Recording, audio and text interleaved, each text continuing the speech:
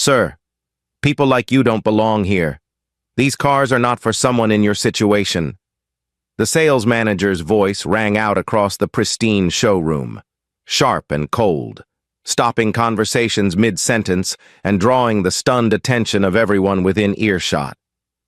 Before I tell you what happened next in this luxury dealership, where are you watching from? Drop your city in the comments, subscribe, and hit like, because what happened here will leave you speechless. Marcus Langston walked through the glass doors of Elite Autos, Miami's most prestigious luxury car dealership.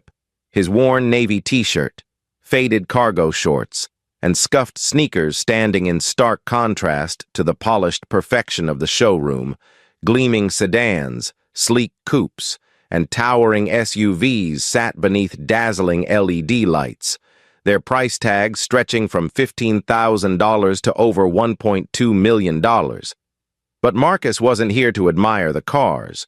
2 weeks earlier, he had purchased this entire dealership for $15 million.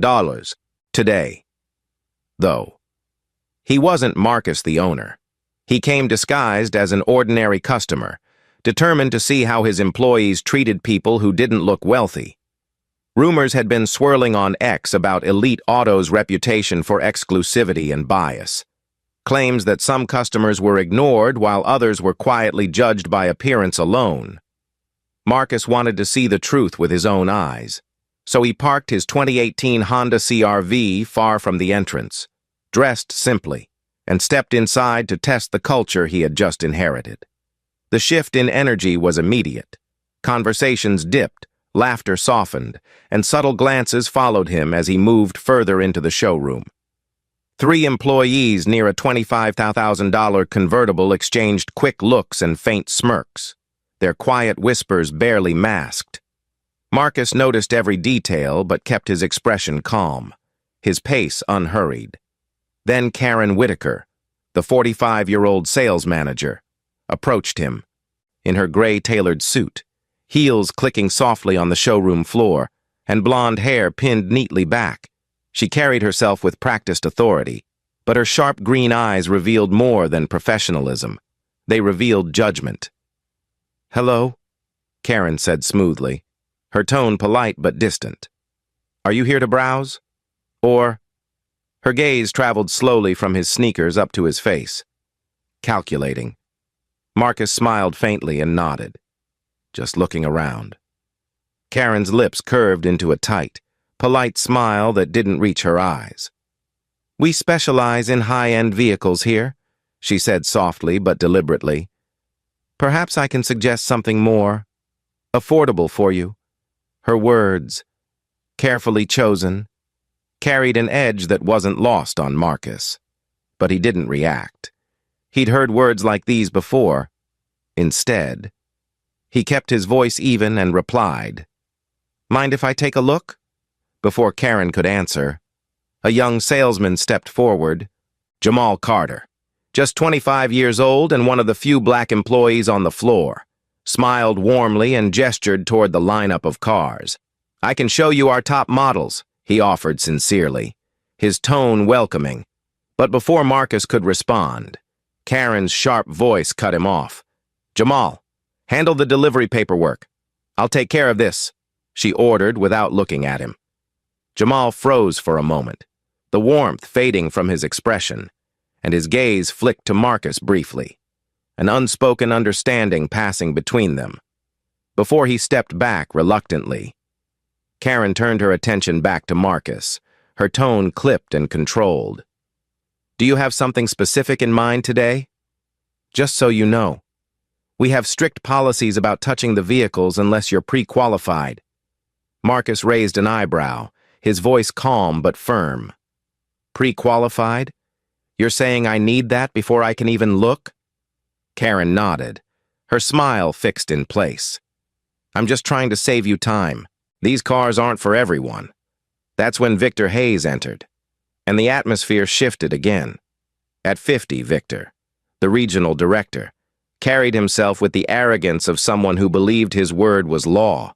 His $5,000 Italian suit, slicked back, salt and pepper hair, and gleaming watch all screamed authority. but his expression, as his sharp gray eyes landed on Marcus, carried something colder. Dismissal. "Karen," Victor asked curtly. "Who's this?" "Just a walk-in," she replied quickly. Victor stepped closer, studying Marcus from head to toe, his smirk widening faintly. "Sir, we have certain standards here. If you're not pre-qualified, I'd suggest you try a dealership with cars under $3,000. Marcus met his gaze steadily, his voice level. "You're assuming I'm not qualified?" Victor gave a low, humorless laugh. "Don't take it personally. We value efficiency here." Marcus's calm never wavered. He stepped closer to a sleek $300,000 SUV, gently brushing his fingertips against the door frame. But Victor's voice cut sharply through the air. "Please don't touch the merchandise." The command was loud enough to make nearby conversations stop altogether, employees freezing in place as the silence thickened. Marcus slowly pulled his hand back, his face unreadable, his tone soft but deliberate. "Interesting way to welcome potential buyers," he said calmly. "What if I told you I was here to buy?" Victor chuckled, colder this time, his voice dripping with arrogance.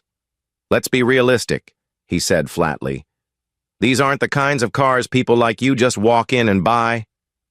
The words hung heavy in the air, striking harder than the silence that followed. Karen shifted uncomfortably. Jamal stood frozen mid-step, and the other employees busied themselves with fake tasks while keeping their ears sharp, pretending not to watch but catching every word.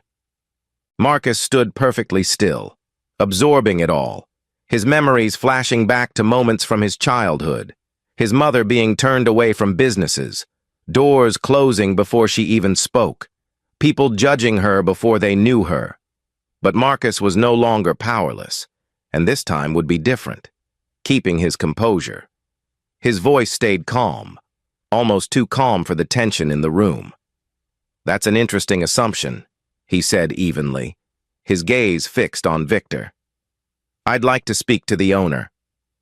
Karen blinked, startled, exchanging a nervous glance with Victor, who folded his arms across his chest, his smirk returning as if savoring the moment. "The owner doesn't meet with just anyone," Victor replied flatly.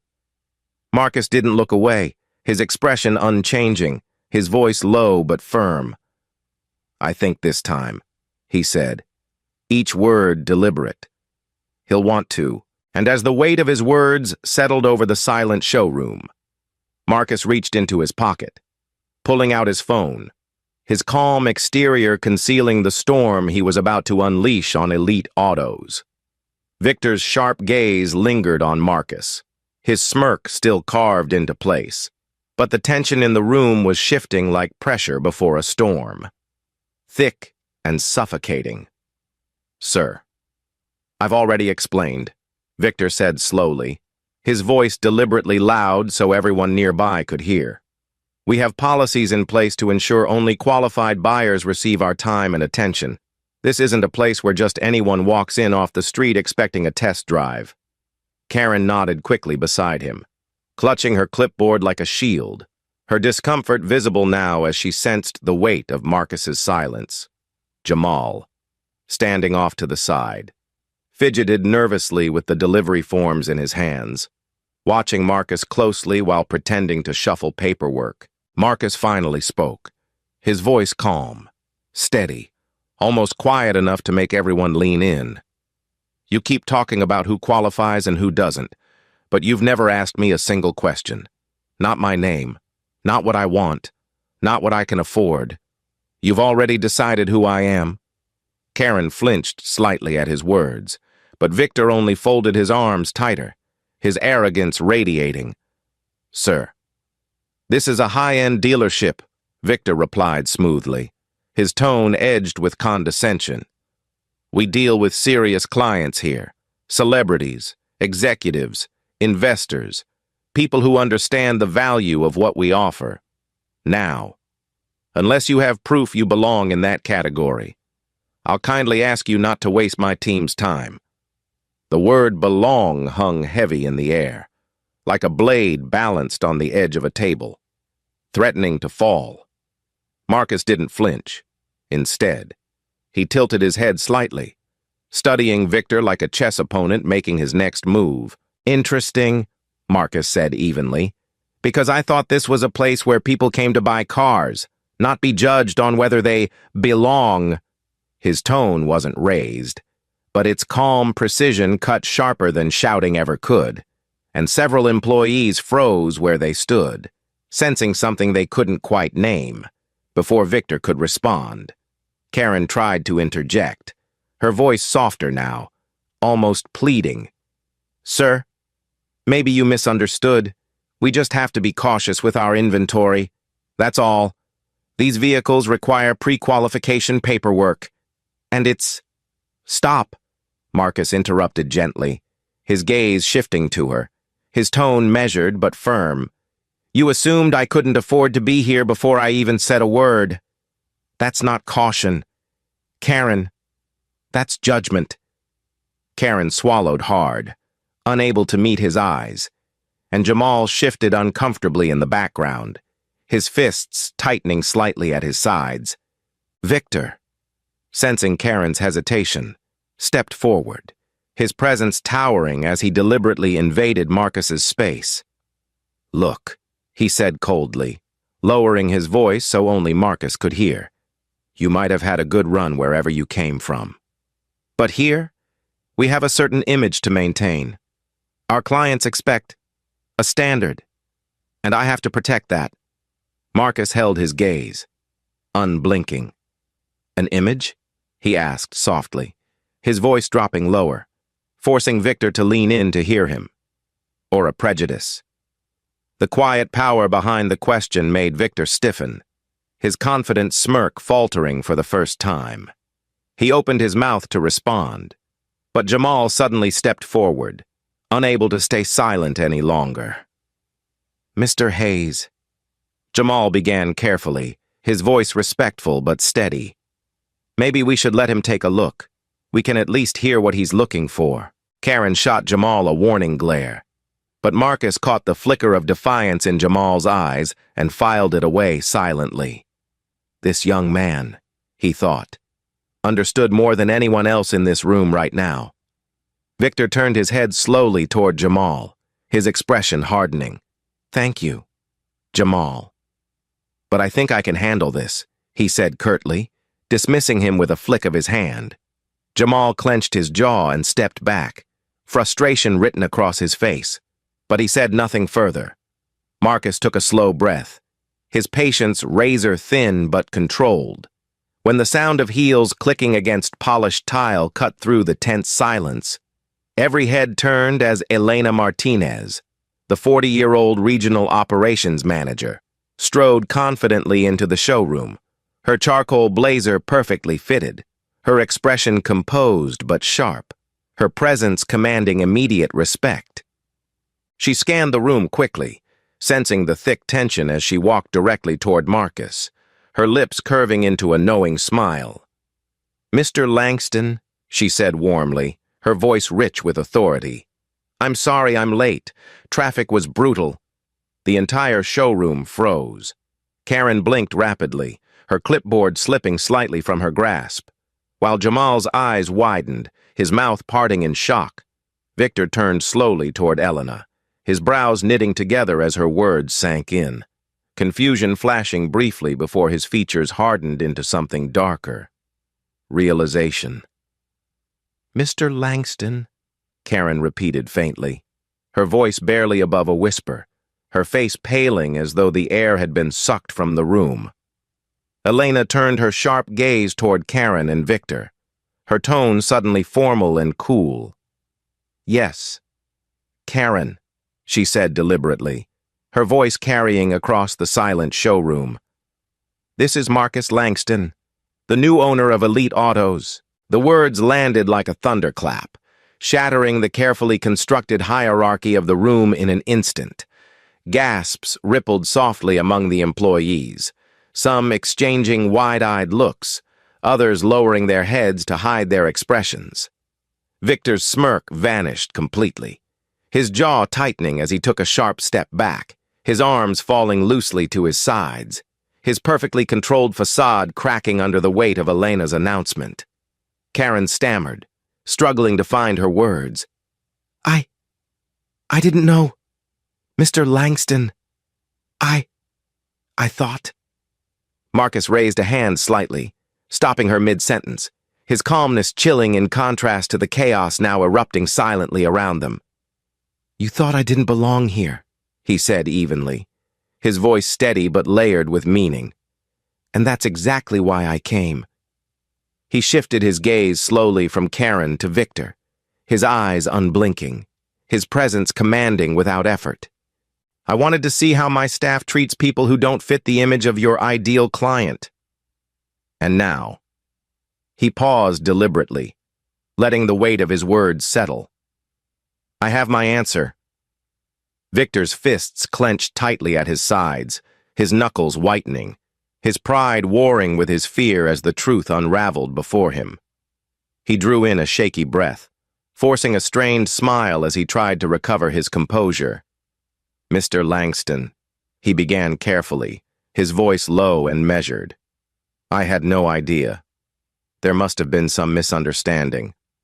Marcus's expression remained impassive, his tone cutting and calm. The misunderstanding, he said quietly, is believing this dealership thrives on exclusion instead of respect. The silence stretched painfully as employees stood frozen, their earlier judgment now hanging heavy in the air. And Jamal, watching from the side, felt a quiet spark ignite within him. Hope that this was the beginning of something different. Victor finally exhaled sharply, adjusting his cufflinks as though trying to regain control, but Marcus's unwavering stare made it clear where the balance of power now lay. Elena stepped closer to Marcus, her voice low but firm. Would you like me to gather the staff? Marcus nodded once, his voice steady, his authority absolute. Yes, he said calmly, his gaze still locked on Victor. It's time we have a conversation about what kind of business this is going to be. The unspoken promise in his tone sent a ripple of unease across the room. And as Elena moved to organize the meeting, Marcus took one last glance around the silent showroom, memorizing every face, every expression, every moment of discomfort etched into this place he now owned. The glass walls of the Elite Autos conference room reflected the tension simmering in the air as the staff filed in, their expressions a mixture of nervousness, shame, and quiet curiosity. Some clutched their clipboards tightly, others avoided eye contact entirely. And in the center of it all sat Marcus Langston at the head of the polished mahogany table, his calm composure masking the storm beneath the surface. Victor Hayes took a seat at the far end, his jaw tight, his posture rigid, his confidence fractured but not entirely gone, while Karen Whitaker slid into the chair beside him, pale and fidgeting, twisting her pen between trembling fingers. Jamal Carter, on the other hand, sat straighter than he ever had before, his young face serious, his eyes darting between Marcus and the rest of the room, sensing instinctively that this was a turning point, not just for the dealership, but for everyone in it. Elena Martinez stood near the door, her tablet in hand, her expression controlled and sharp, silently observing every reaction, every whispered exchange. Marcus didn't speak immediately. Instead, he let the silence stretch, his gaze moving slowly from one employee to the next, giving each person the weight of being seen, really seen, before he finally leaned forward and rested his hands on the table. I came here today, he began, his voice calm but firm, carrying easily through the hushed room, to understand how this dealership operates, how my employees treat the people who walk through our doors. What I experienced tells me we have a serious problem. His eyes shifted deliberately toward Victor, locking onto him without blinking. And it starts with leadership. A ripple of tension moved across the room as Victor straightened in his seat, forcing a tight, measured smile. With all due respect. "Mr. Langston," he said carefully, his voice smooth but layered with quiet defiance. "Elite Autos has thrived for years under my management.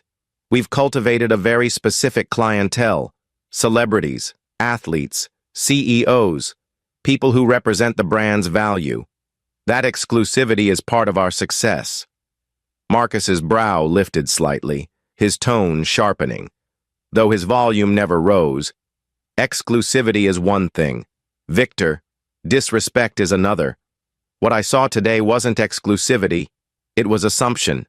It was judgment. It was prejudice. Victor bristled, shifting forward in his chair, his pride flashing in his eyes. "I wasn't prejudiced," he countered quickly, glancing toward the others as though seeking silent agreement. "I was protecting the dealership's image. That's my job." Marcus leaned back slightly, folding his hands together, his voice steady but edged with cold precision. "Your job is to protect the business, not your ego. And protecting this business means respecting every person who steps inside, regardless of what they're wearing, what they drive, or what you think they can afford." A murmur moved through the room as a few employees glanced at one another, their unease growing, some nodding subtly, others still too cautious to react. Karen cleared her throat softly, speaking for the first time, her voice small and tentative. "Mr. Langston, I want to apologize for earlier," she said, her words halting. "I made assumptions I shouldn't have, and I realize now how wrong that was." Marcus turned his gaze to her, his tone softening slightly but still resolute. "Acknowledging it is a start. Karen," he said quietly, "but apologies without action don't change culture." Jamal spoke up next, his voice measured but stronger than before. "I've seen this happen before," he said, his eyes shifting between Marcus and Victor. "Not just today, but other times. Customers walking out because they felt unwelcome. I've tried to say something, but..." He hesitated, glancing briefly at Victor, whose stiff posture answered the unspoken truth.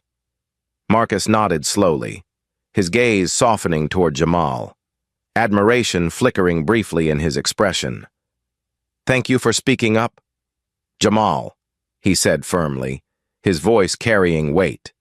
"That takes courage." Then he turned his attention back to the room, his tone deepening, commanding attention. "From this moment forward, things will change at Elite Autos. We are no longer a dealership that judges customers by appearance. We will be known for excellence in service, not arrogance. Every single person who walks through that door will be treated with respect, whether they're wearing a tailored suit or sweatpants, whether they drive a Bentley or a 10-year-old Honda." Victor scoffed softly under his breath, his frustration finally breaking through his carefully managed facade. And Marcus's sharp gaze snapped to him instantly. "Something funny?" "Victor?" Marcus asked evenly, his voice deceptively calm. Victor hesitated, then shook his head, though his lips remained pressed into a thin, angry line. "No, sir," he muttered, but the defiance in his tone betrayed him. Marcus leaned forward slightly, his voice dropping lower, the authority in his words unshakable. "This isn't a suggestion. It's not open to debate. This is my dealership now, and this is how we will operate." He let the silence hang for a beat before continuing, his tone leveling into something measured and deliberate. "We'll be implementing mandatory bias and inclusion training for every employee. Starting next week, customer service protocols will be rewritten. And let me be perfectly clear, there will be zero tolerance for discrimination moving forward."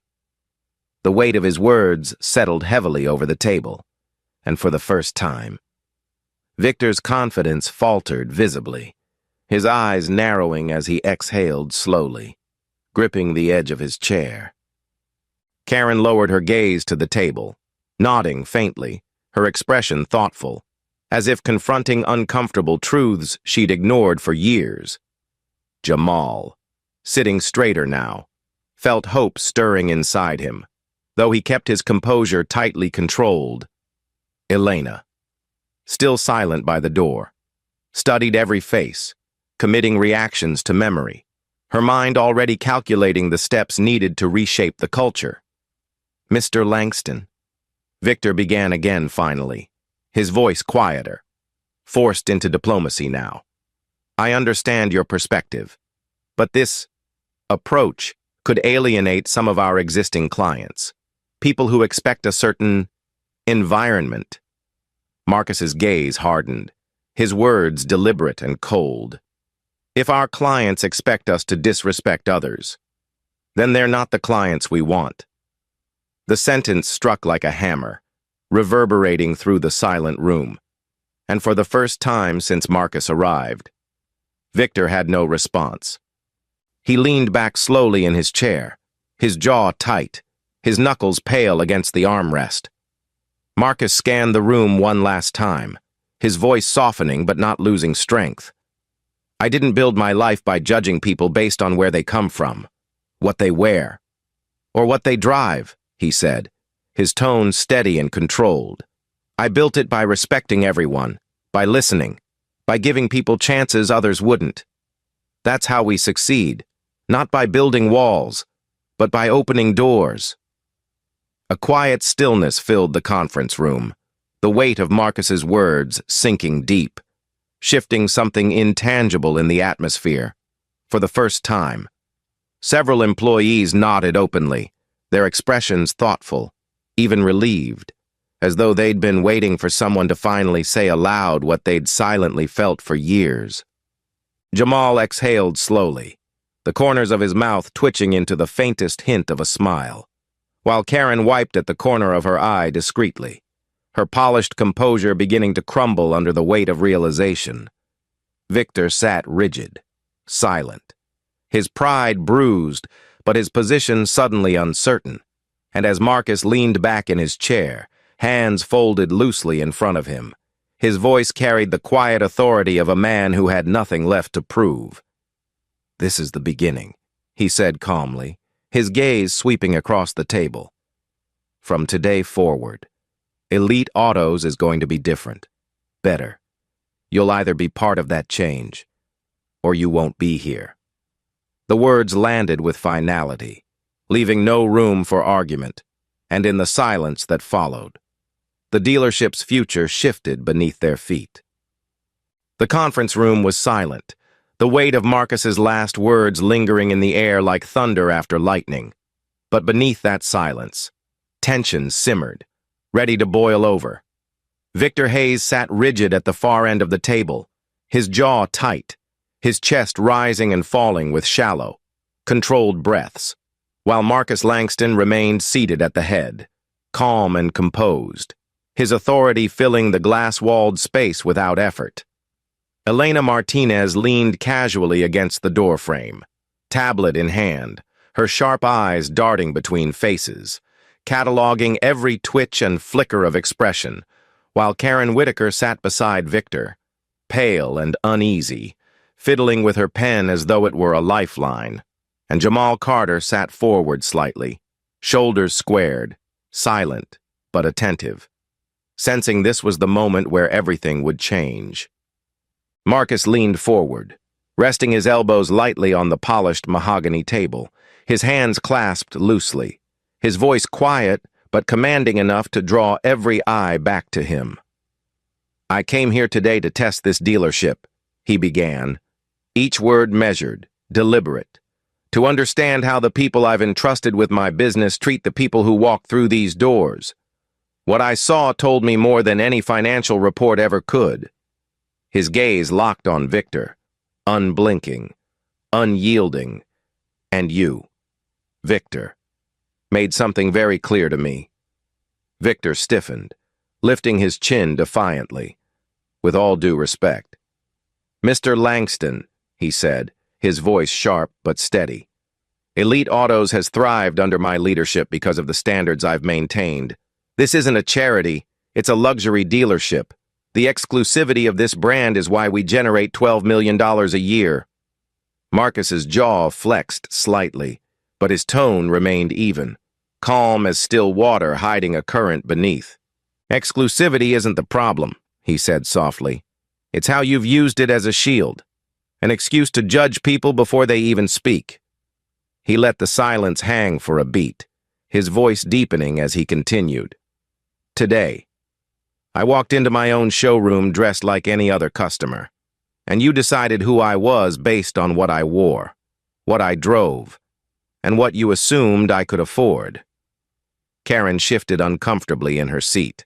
Her cheeks flushed, but Victor pressed forward, his pride bristling, refusing to back down.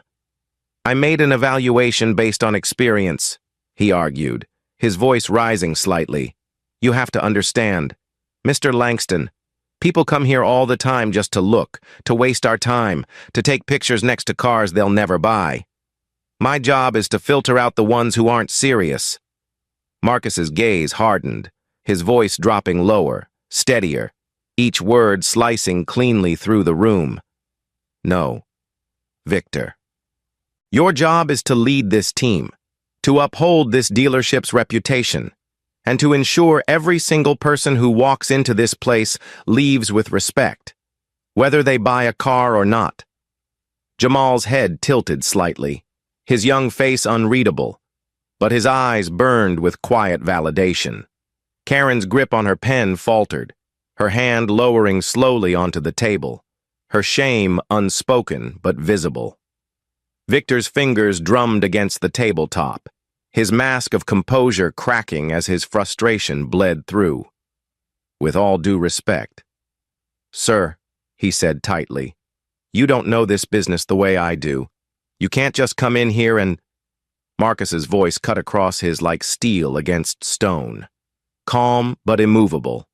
"I know this business better than you think," he said, his tone razor-sharp now, "because I know what it's like to stand where your customers stand. I've walked into rooms where people looked me up and down and decided my worth before I opened my mouth. I've been ignored, dismissed, underestimated. And I built everything I have today by refusing to let people like you define me."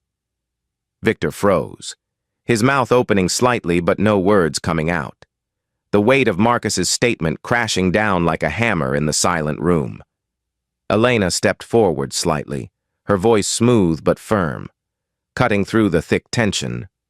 "Victor," she said crisply, "the reality is this. Mr. Langston owns Elite Autos.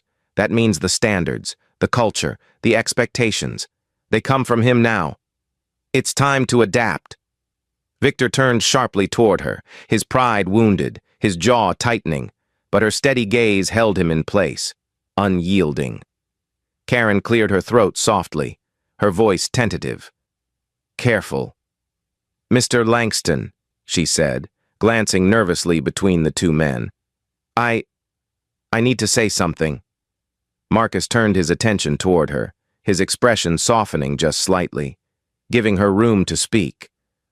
"I handled things wrong today," she admitted quietly, her voice breaking slightly at the edges. "I judged you. I judged others. And it wasn't fair." She glanced briefly toward Jamal, her guilt flashing in her eyes before she looked back at Marcus. "I want to do better," she said simply. Marcus studied her for a long moment, his expression unreadable, before nodding slowly. Acknowledging it is the first step. He said softly but firmly, "Now prove it with action." Karen nodded quickly, her relief almost visible. But Victor shifted in his chair, his fingers curling tightly into fists, his pride refusing to surrender. "Mr. Langston," he began carefully, his voice low and deliberate. "I've given 20 years of my life to this place. I've built the relationships. I've driven the revenue. I've protected this dealership's name. You can't just walk in and tear all that down." Marcus leaned forward slightly, resting his forearms on the table, his voice dropping lower, quiet but commanding, forcing Victor to listen.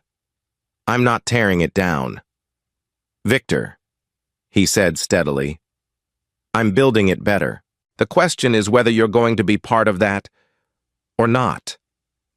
The words hung in the air like a verdict, final and unshakable, and the silence that followed was broken only by the faint hum of the air conditioning.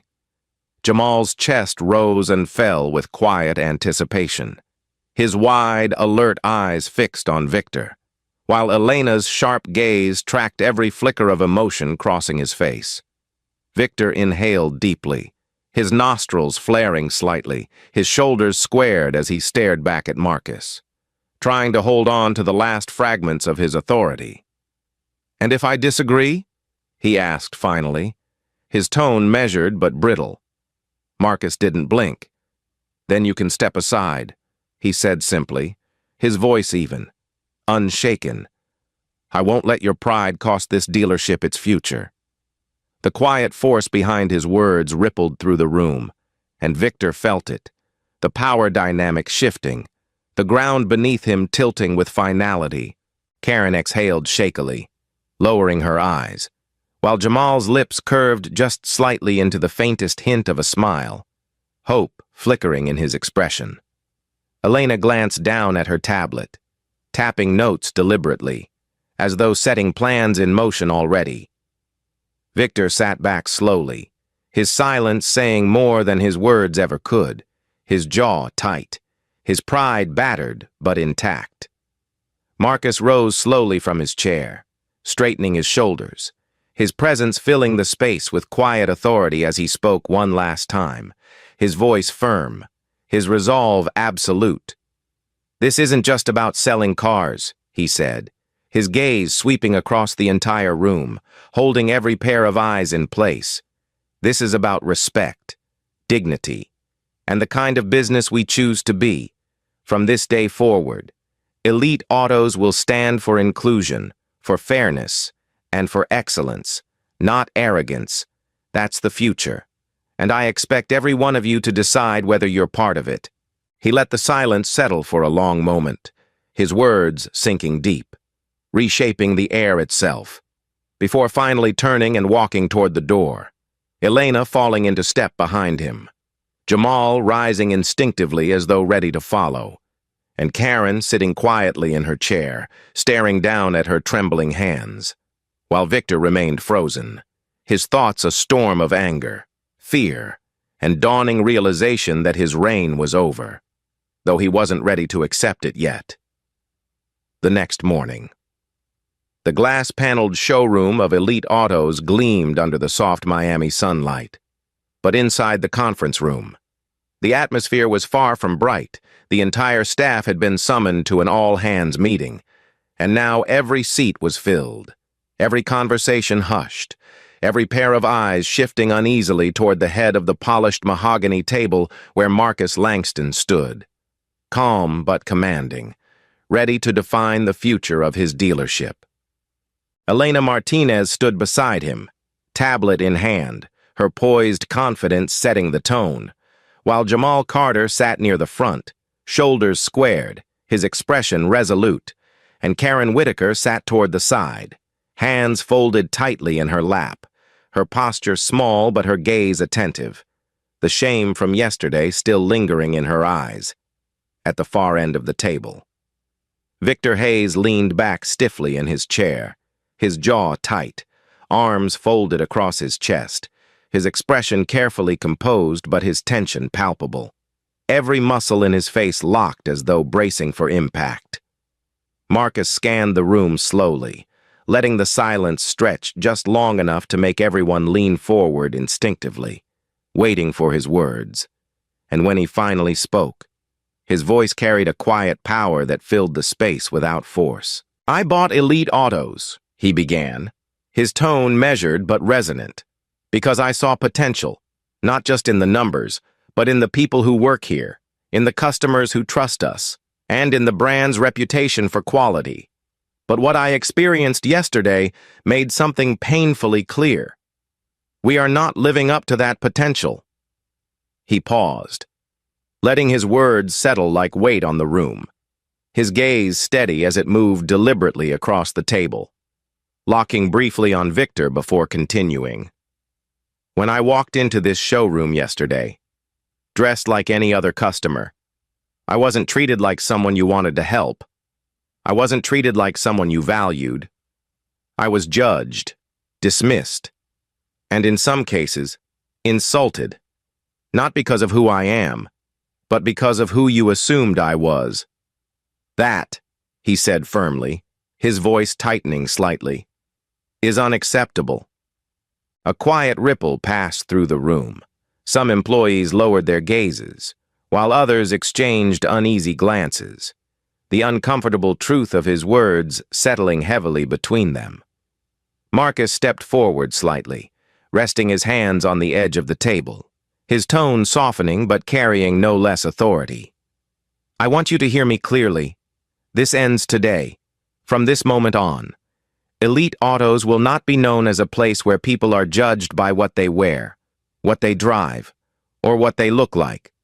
We will be known for respect, for inclusion, and for providing an exceptional experience to everyone who walks through our doors. He turned toward Elena, who tapped her tablet and brought up a set of updated protocols on the conference room screen. Starting next week, we are implementing new customer service standards. Marcus continued. Every guest will be greeted and treated with dignity, without exception. Every inquiry will be respected, no matter how large or small. We're also introducing mandatory training, not optional, focused on bias, inclusion, and customer engagement. If we're going to succeed, every single one of us has to understand that how we make people feel is just as important as what we sell.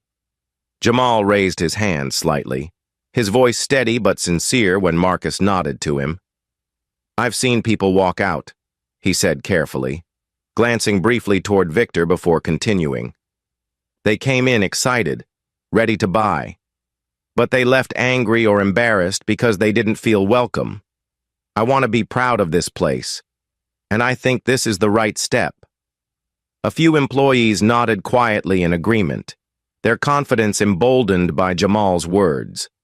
But Victor shifted forward suddenly, his voice low but cutting through the growing current of optimism. With all due respect, he said sharply, Elite Autos has a brand to protect. Our clients, the ones who buy six-figure vehicles, expect exclusivity. If we start treating every walk-in like a VIP, we risk alienating the very people who make this dealership successful. Marcus turned slowly toward him, his gaze steady, his voice quiet but piercing in its precision. Victor, he said calmly, our success doesn't come from making a few people feel important while dismissing everyone else. Our success comes from building trust. The moment we make someone feel less than because they don't fit our image, we've failed. Not just them, but ourselves. Victor's jaw tightened, but he didn't respond, his silence louder than any argument. Marcus took a slow breath, shifting his attention back to the team, his tone deepening, carrying both resolve and hope. I didn't grow up with privilege, he said plainly, his voice steady but threaded with quiet emotion. I know what it feels like to walk into places like this and be treated as though you don't belong. I've lived that. And I built my business on the belief that no one should ever have to feel invisible. That's the culture I want here, one where every person who walks through our doors feels seen, valued, and respected. Karen inhaled softly, her hands clasped tighter, and for the first time, she spoke up, her voice quiet but steady. Mr. Langston, she said carefully, I want to do better. Yesterday was a wake-up call for me, and I know I have to earn back trust. Yours, the team's, and our customers. I'm committed to making that change. Marcus nodded slowly, his expression softening as he regarded her. I believe in second chances. Karen, he said firmly, his tone carrying weight, but second chances require action. Prove it. She nodded quickly, relief flickering briefly across her features before she settled back in her chair.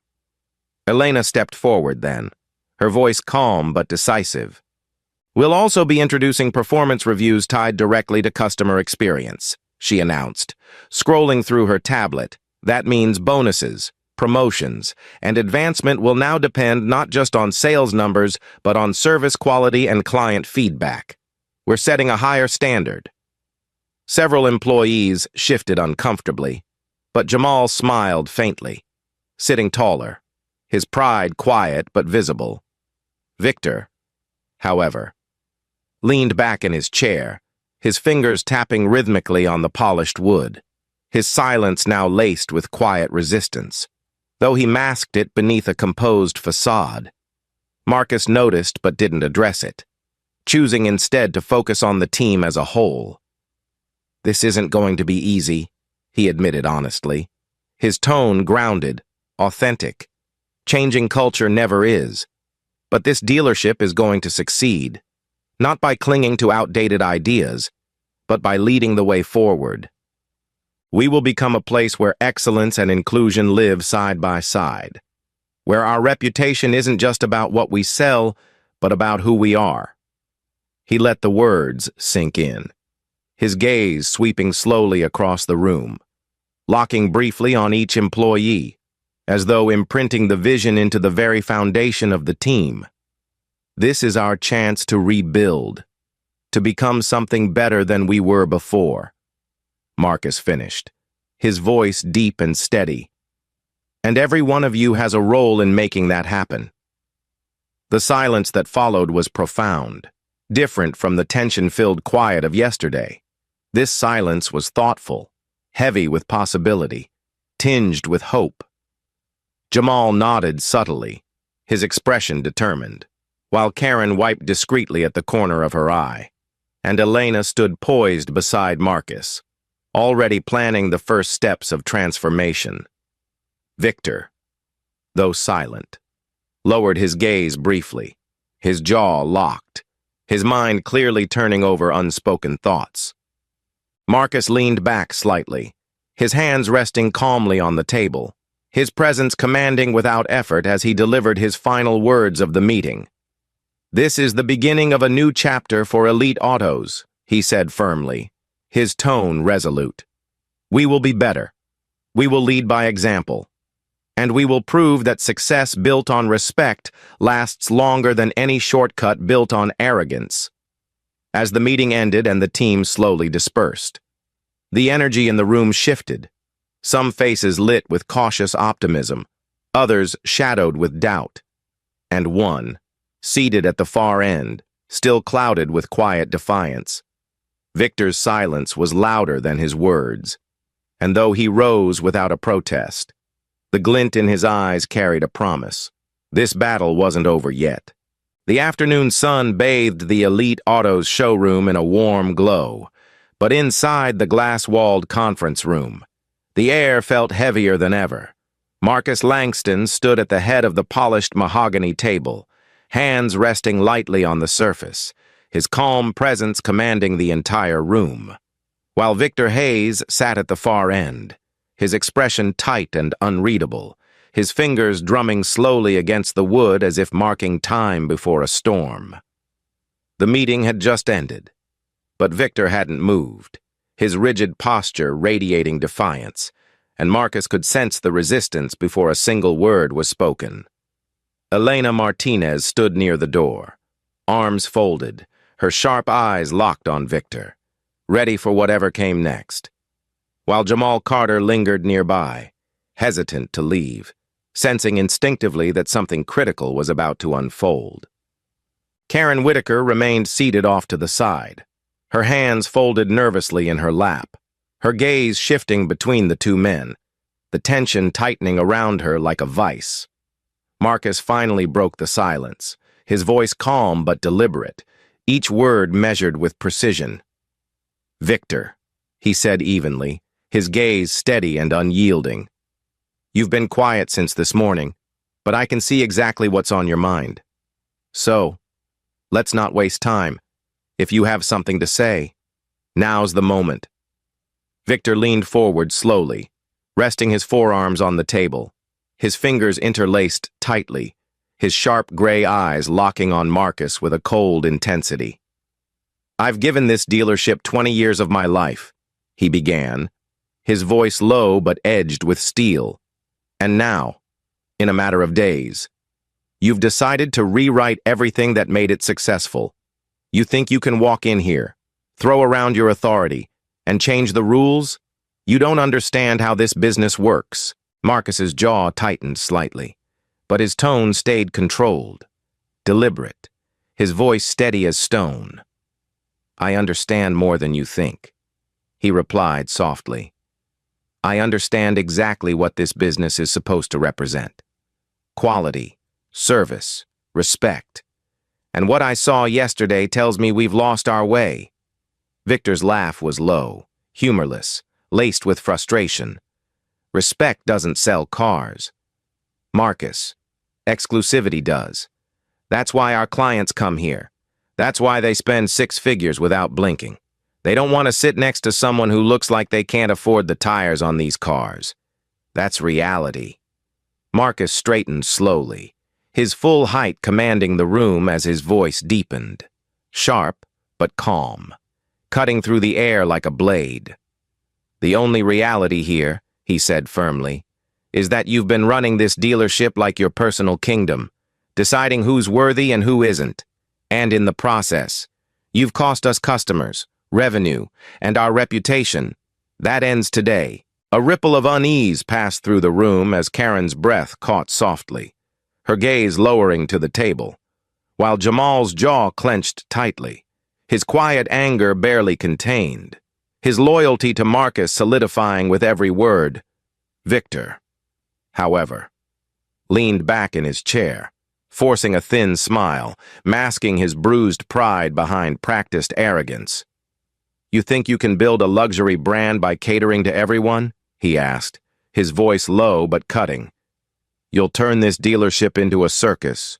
The people who matter, the ones with real money, they'll walk. Marcus's eyes narrowed slightly, his tone dropping lower, steady and deliberate, each word sharp as glass. If the people who matter to you are the ones who only feel important when others are excluded, then they aren't the people who matter to me. The sentence struck the room like a hammer, and for a moment, silence settled over the space, heavy and unbroken, until Elena stepped forward, her voice crisp and clear. Victor, she said firmly, her gaze unwavering. You need to hear what Marcus is saying. This isn't about abandoning the brand. It's about strengthening it. Respect doesn't cheapen excellence. It elevates it. Victor shot her a sharp look, his frustration flashing, but Elena held her ground, her calm authority unshaken. With all due respect. Elena, he said tightly, you don't understand the clients I've spent 2 decades cultivating. No, Marcus interjected suddenly, his voice low but commanding, his presence filling the space like a storm rolling in. I understand them better than you think. Victor, I've sat in their boardrooms.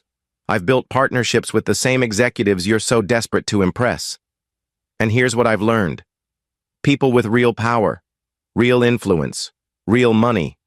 They value being treated with respect, but they also respect businesses that treat everyone with dignity. Victor stared at him, his jaw tight, his silence more telling than words. Marcus leaned forward slightly, his tone dropping to a quiet, controlled force that drew the entire room closer without realizing it. I didn't buy this dealership to maintain your status quo, he said, his voice steady but edged with quiet authority. I bought it to build something better, something lasting, and you, Victor, have a choice to make. Victor's brow furrowed slightly, his voice lower now, quieter but laced with warning. A choice? Marcus nodded once, his gaze locked firmly on him, unblinking. You can choose to adapt and lead this team into the future, he said clearly, or you can step aside and make room for someone who will. The words hung in the air, final and sharp, as the tension reached its peak. Karen drew in a sharp breath, her pen falling from her hand onto the table with a soft click. While Jamal's eyes widened slightly, the weight of Marcus's ultimatum sinking deep into the room. Victor's nostrils flared slightly, his shoulders squaring, his pride warring with his instinct for self-preservation. "And if I don't?" he asked finally, his voice quiet but heavy with threat. Marcus didn't blink. "Then I'll make that decision for you," he said calmly, his tone like tempered steel, controlled but unyielding. "I will not allow this dealership to be held hostage by anyone's ego, not even yours." For a moment, no one breathed. Even the faint hum of the air conditioning seemed to fade beneath the weight of Marcus's words. Victor's gaze dropped briefly, his jaw tightening, before he looked up again, masking his retreat with a thin, practiced smile that fooled no one. "Understood," he said quietly, though his tone carried a promise unspoken, one Marcus caught instantly. Elena's sharp eyes narrowed, sensing the silent battle beneath Victor's composed facade. But she said nothing, only taking mental note as Marcus stepped back slightly, his voice steady but resolute as he addressed the room one last time. "Elite Autos will not be divided," he said firmly, his gaze sweeping across every face. "This is a new era. If you're with me, we're going to build something we can all be proud of. If you're not, you need to decide that now." His words carried no anger, only certainty, and the room felt the shift as clearly as the Miami heat pressing against the glass walls outside. Jamal nodded slowly, his quiet support unspoken but obvious. Karen exhaled shakily, as though relieved to finally see a path forward, and Elena placed her tablet against her chest, her expression steady but determined, already preparing for what came next. Victor leaned back in his chair, silent, his arms crossed loosely as his gaze drifted toward the window, the glint in his eyes betraying the storm still brewing beneath his surface, calm. Marcus knew this wasn't over, not yet, but the balance of power had shifted, and for the first time since he walked into Elite Autos, the future felt firmly in his hands. The following week, the atmosphere inside Elite Autos felt transformed, yet the weight of anticipation still hung in the air. The towering glass showroom gleamed under the Miami sun, reflecting rows of polished luxury vehicles. But it wasn't the cars that held everyone's attention. It was the man standing at the center of it all. Marcus Langston faced his entire team, his calm presence commanding without effort, his gaze steady as he prepared to close one chapter and open another. Elena Martinez stood beside him, tablet in hand, her composed stance radiating quiet authority, while Jamal Carter sat near the front, shoulders squared, his expression alive with determination. Karen Whitaker sat further back, hands folded tightly in her lap, her posture small but her eyes fixed intently on Marcus, carrying the weight of regret and the hope of redemption. Off to the side, leaning casually against the wall, Victor Hayes stood with his arms folded, his sharp gray eyes observing silently, his composure giving away nothing, though Marcus could feel the restrained tension simmering beneath his stillness. The room fell into complete silence as Marcus stepped forward, his voice deep and even, carrying a quiet authority that made everyone lean in instinctively. "This," he began firmly, his tone measured and resolute, "is the start of a new chapter for Elite Autos. I didn't buy this dealership to keep doing things the way they've always been done. I bought it to raise the standard, for the cars we sell, the service we provide, and the values we stand for." He glanced briefly toward Elena, who tapped her tablet and brought up a display behind him showing the dealership's updated service metrics and performance goals, a visual reminder that the change wasn't just talk, it had already begun. "From today forward," Marcus continued, his voice tightening with conviction, "every single person who walks through these doors will be treated with the same respect and attention. No exceptions, whether they're buying their third Lamborghini or stepping into a luxury showroom for the very first time. They will leave here feeling valued. That's how we build loyalty. That's how we win. A ripple of murmurs moved across the room.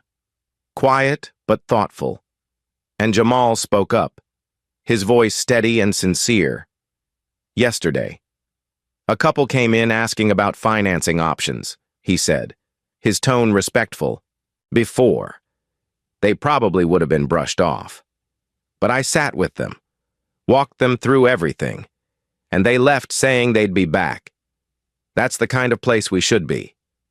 Marcus nodded approvingly, a faint smile flickering across his face. Exactly, he said, his voice deepening with pride. Service builds trust, and trust builds relationships. That's how we grow, and that's how we lead. His gaze shifted deliberately toward Victor, holding his eyes with quiet intensity. Victor, Marcus said evenly, his tone neither sharp nor soft, but undeniably firm. You've spent 20 years shaping this dealership's image, and I respect the work you've put in. But going forward, we're not just selling luxury cars. We're building a reputation for how we treat people. That's the real brand. Victor hesitated, his jaw tightening slightly, his pride flashing briefly in his gray eyes before he finally spoke, his voice low, measured. I'll follow your lead, he said carefully, choosing his words with precision. But you need to understand that our clients expect exclusivity. Change too much, too fast, and we risk losing them. Marcus inclined his head slightly, acknowledging the concern without conceding. We're not lowering the bar, he said calmly. We're raising it. Excellence and respect aren't opposites. They work together. A dealership can be elite without being arrogant. And if any client has a problem with that, they're not the kind of client we want. The quiet strength in his tone left little room for argument, and Victor's lips pressed into a thin line, his silence speaking louder than any reply. Elena stepped forward then, her voice crisp and clear as she took over seamlessly. Starting this month, she announced, gesturing to the display. Customer satisfaction will be tracked in real time. Bonuses, promotions, and opportunities for advancement will now depend on service quality just as much as sales numbers. That's the standard moving forward. Several employees shifted in their seats, some nodding subtly, others exchanging glances, absorbing the magnitude of the shift. Karen raised her hand hesitantly, her voice soft but steady when Marcus nodded toward her. I know I made mistakes, she said quietly, her tone carrying genuine remorse. But I've started reaching out to clients I ignored before, and yesterday one of them came back. I want to earn back trust, yours, the team's, and the customers. I'm committed to doing better. Marcus studied her for a long moment before giving a single, measured nod. Actions matter. Karen, he said evenly, his voice steady but not unkind. Keep showing me you mean it, and you'll have my support. She nodded quickly, relief flickering across her face, and Jamal shot her a quiet look of encouragement, a subtle gesture of solidarity. Marcus turned back to address the entire team, his energy shifting, his voice carrying a rhythm now, deliberate and inspiring. Elite Autos will become a benchmark, he declared, his words resonating in the silent room. Other dealerships will look to us and wonder how we do it, and the answer will be simple. We respect people, we serve people, and we deliver excellence every single time. A few employees began to clap softly, hesitant at first. But then the sound grew, filling the showroom with cautious optimism. Marcus allowed it for a moment before lifting his hand to quiet the room, his voice lowering but sharpening as his final words carried across the team like a promise. Change isn't easy, he said steadily, scanning every face in front of him. And not everyone here will choose to make it. But this is where we're going. Elite Autos will lead by example, not just in what we sell, but in who we are. That's our new standard. That's our future. The room fell silent again, but it wasn't the uneasy quiet of the past. This silence carried weight, purpose, and possibility. Jamal sat straighter, his expression filled with hope. Karen's eyes glistened faintly with determination. Elena's poised confidence never wavered, and even Victor, though silent and guarded, lowered his gaze briefly, absorbing more than he would admit.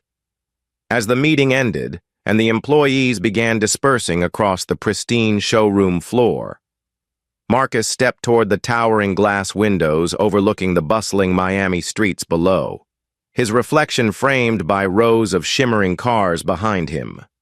For years, Elite Autos had thrived on image and exclusivity, but starting today, it would stand for something greater, not just luxury, but leadership, not just profit, but purpose. And as Marcus watched his team take their first steps into this new era, he knew one thing with absolute certainty. This wasn't just about running a dealership anymore. This was about building a legacy. And that legacy had only just begun. Thank you for watching this story. If you enjoyed it, don't forget to subscribe, like, and share to support the channel.